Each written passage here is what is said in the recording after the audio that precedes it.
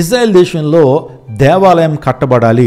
ఎప్పుడైతే దేవాలయం కట్టబడి బళ్ళు ప్రారంభించబడతాయో అప్పుడే ఇద్దరు సాక్షులు వస్తారని మనకి స్పష్టంగా అర్థమవుతుంది. ఇద్దరు సాక్షులు రాక ఈ దేవాలయానికి ముడిపెట్టబడి ఉంది. మొదట ఇశ్రాయేల్లో 3వ మందిరం కడతారు. 3వ మందిరం కట్టిన తర్వాత ఏం జరుగుతుంది? 3.5 సంవత్సరాలు అంటే 1260 రోజులు వారు ప్రవచనాలు తెలియజేస్తారు. ప్రభు కొరకు వారు సాక్షులుగా బ్రతుకుతారు.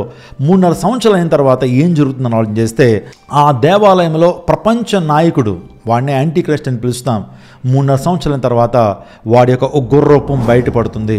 వాడి అసలు రూపం బయటపడుతుంది. ఆ దేవాలయానికి నిషిద్ధమైనటువంటి వస్తువులు తీసుకొస్తాడు.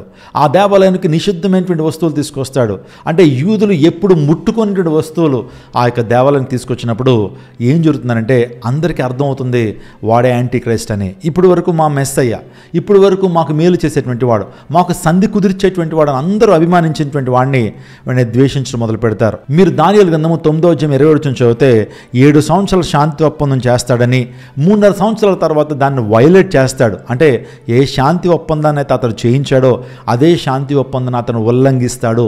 వాడే యాంటీ క్రైస్ట్.